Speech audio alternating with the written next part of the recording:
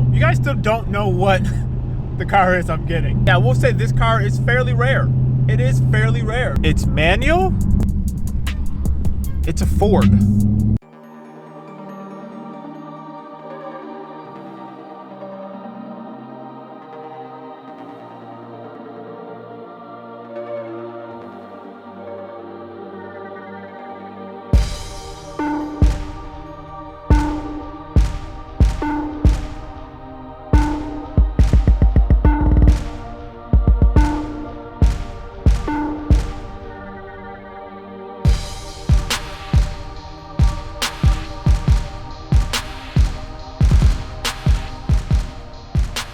And what is going on, guys? Welcome back to the Omega Greed YouTube channel, where we do a whole bunch of fun things with cars and we learn how to work on all the cars together. If you're new to my channel, my name is Jeffrey. We do videos on, I guess I can't say it anymore, Dodge Challenger. It is now the 2017 Ford Focus RS alongside the Miata and the Veloster N, which we do videos on all three of the cars right now. Yeah, no more Dodge Challenger videos, no more Lifted Jeep Grand Cherokee videos. We're completely switching things up. Not completely switching things up, but things are switched up a bit. If you're interested in any of this type of content, check out my channel. Follow me on Instagram, OmegaGreed, same name as the YouTube channel. And yeah, guys, without further ado, let's just jump right into this video. But as you guys can see, this is the new project vehicle on the channel. Well, the new daily driver, I should say, / project vehicle. Yeah, I actually literally have a box from Cobb. I've had the car now for literally 2 days. So the last video you guys seen where I went and I traded in the Dodge Challenger, that was 2 days ago, and I've driven the car now for the last couple of days. It's been a blast. It's been so much fun just right now. I know you guys probably want to see more of the car. I'm going to show you guys the car, but some of you guys might not even know what the Ford Focus RS is. You're probably thinking like, wow, you traded in your Challenger RT for a Focus? Doesn't make sense, right? Well, if you guys don't know what a Ford Focus RS is, it is, it is the, well, how should I even explain this? It's weird. It's been in Europe for a while, the previous generations. This is the first generation that came over to America. This car is actually made in Germany. And I did get the actual like limited edition box that came with the car, showing like its certificate showing that it was made in Germany with the VIN number and some extra goodies in there. I'll show you guys that too. But yeah, let me show you guys the car, man. This thing is great. Guys, so my spec, I have the white Focus, and let's get inside this thing. Let's show you what it looks like. Oh, good Lord. Okay, as we get inside here. So as you can see, this is the interior. This thing actually, I'm gonna turn the steering wheel slightly so you guys can see. This is the interior, and man, what can I say? I love this interior. Don't mind the cords. I didn't finish hooking everything up. Still have to mount in my dash cam. So yeah, I think I'm not gonna hard mount or hard wire the dash cam and my radar detector. I think I'm gonna just run it still to the power cord, but I'm gonna clean up the cords a lot better. I literally, like I said, just had the car for 2 days. Yesterday it was all rainy out. Today it's actually a little bit nicer out, so I'm gonna try to do that today. But yeah, so this is kind of what the car looks like. If you guys don't know, so this has the, I believe, the RS1 package. So this one does not have the heated steering wheel or the heated seats, which was a little bit of a bummer, but it's okay. And it does not have the sunroof. I know a lot of people don't want the sunroof. I kind of wanted one, but I can live without it because we do have the Miata, so that's fine. My thing is though, this car, this has been one of my dream cars. If you guys, it's hard enough to even believe. So yeah, so if you guys don't know, this has the 2.3 EcoBoost engine, the same one that's out of the EcoBoost Mustang, but this one is pumped up to 350 horsepower, 350 torque. This thing, 0 to 60 times are like 4.6 or 4.7. Runs a quarter mile. Forgot the timing offhand, but it's actually runs the quarter mile quicker stock than the Challenger RT. And that's just the baseline numbers. Like, now my thing is though, do I consider this car to be like a fast car? No. I would say it's quick. It's definitely quick. It definitely, like, just driving it now in stock form, it feels quicker than the Challenger. it's a little bit different because in the Challenger that was automatic, and these only came in manual, only were made for 3 years. The power delivery is so different. This has all-wheel drive. So this essentially it is a all-wheel drive, but it's based off of a front-wheel drive platform. So the front wheels, is the main wheels, but then the rear wheels will kick in to give you extra stability. But actually, it turns out, I believe, up to like 80 or 90 miles per hour, the back wheels will stop giving power and it'll go all to the front. But yeah, this car is like really, really cool. Like the one thing is though, this thing has different modes like normal, sport, track, and drift mode. Drift mode, it sends around 70% of the power to the rear, and it can go in between either wheel in the back, and it loosens up the suspension, so it makes it easier to drift, or sets the car up to drift.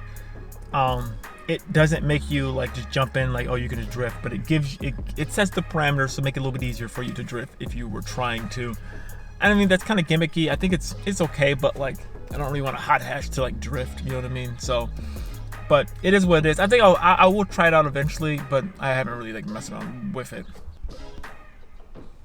This interior is like really nice, and honestly, I can say, like I said, this was made in Germany, so it's still running off of like the Ford Focus ST type of interior. It does feel nice. It really does.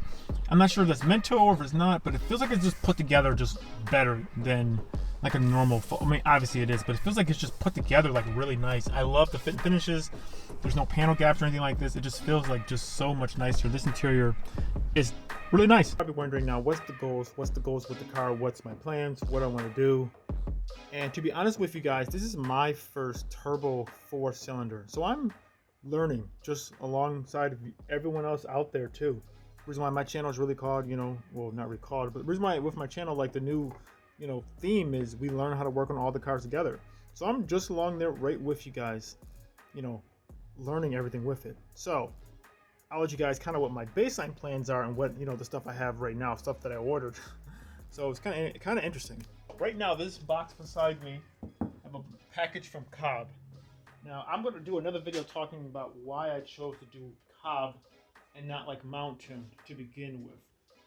But just quick brief summary for me. I am going to probably, I'm going to probably just do stage 1, tuning it. And then I'm going to just live with that power for a while. Not a while. Well, we'll see. I'm actually looking at like, well, what else could I really do to it? Because, I mean,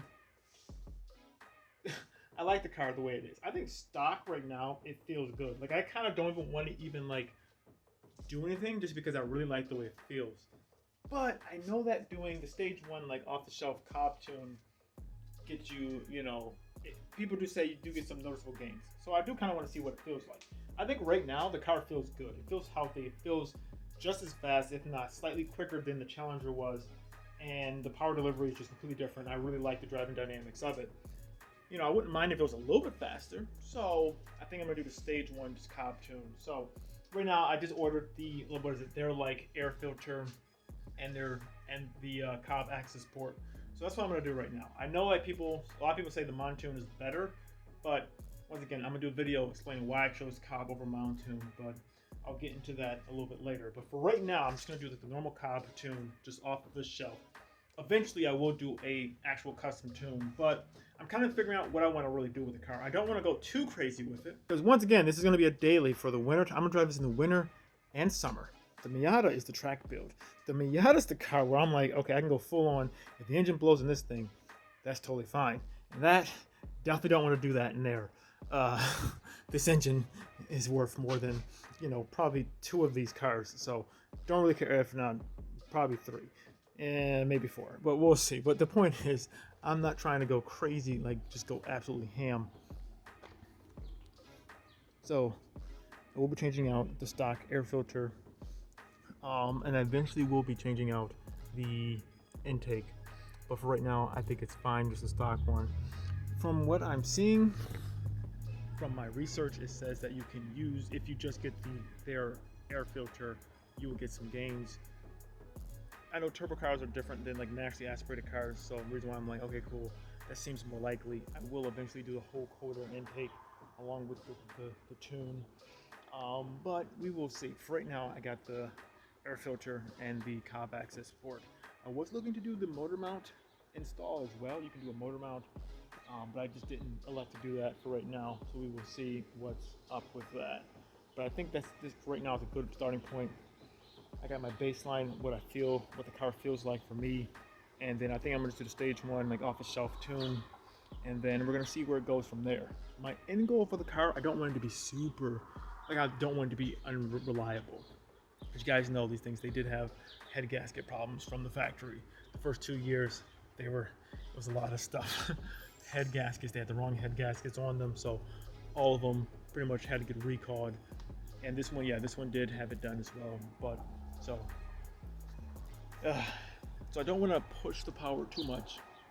I think doing stage one, possibly a stage two, at that point I will do either a custom tune or do like a mountain, something like that, where I will eventually probably do a exhaust and a downpipe. But I don't want to get ahead of myself, even though I'm like already in the back of my mind, I'm like, I can kind of probably do it relatively quickly. So this build might go fast. I'm not sure. This is like the main reason why I wanted this is because the tuning capabilities are so much, like it's so much more easily to get power out of these vehicles, these turbo 4s, because of their turbo from the factory, and from the factory there's so much, you know, meat left on the bones, so you can still push it a little bit further. I just don't want to go too far. My thing is, though, I'm just like everyone else out there. This is my first time with a turbo 4-cylinder, so I'm learning.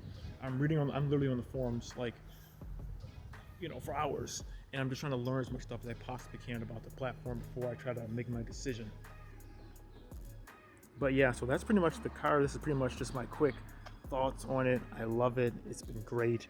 But I will show you guys for a quick little bonus. One thing I did see on the forums, if you want to gain some extra sound, if you take off, this is just a sound deadening, like dampening thing. You can take this off, and I did take off my engine cover. Just took that off because I can feel the heat coming off of the engine. I just drove it home. Actually, that was like more than 25 minutes ago.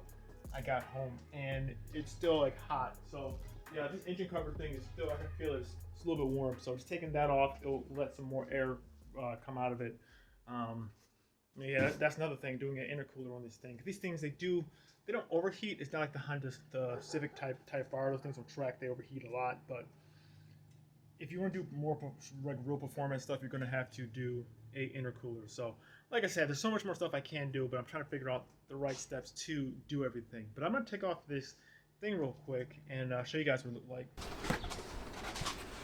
Yeah guys, this is it. Guys, that was pretty much just taking that off. It's a quick, easy mod you can do, give you a little bit more sound. At least is what they said on all the forums. So if you guys are looking to do something, you can do that really quickly. Hey guys, so this was a quick and easy video. This is just the first introductory video into this car. The next video, we're gonna jump right into it, doing some driving impressions, driving around, maybe some 0 to 60 times. We're gonna be doing a lot of stuff and installing the Cobb Stage 1 tune and doing all the other stuff. And yeah, we're just gonna jump right into this thing. I'm really excited. This build might go honestly pretty fast because I've been looking online and I'm like, I pretty much know a lot of things I want to do. So I'm just trying to figure out what's going to be the right path to do it and then get everything tuned correctly. So yeah, that's pretty much what's going on with that. But like that, guys, I'm in the video here. We do have more stuff coming in the mail for the car, hopefully soon. I think in the next couple of days, but we will see. But I'm in the video here. Thank you guys so much for watching this video. If you like this video, give it a like. Follow me on Instagram, OmegaGreed, same name as YouTube channel. Go to the website, geekswithcars.com, where you can shop the merch up inside the menu bar. You go up to my merch. It'll take you to the store. And yeah, guys, subscribe for more, and we'll see you in the next video. See ya.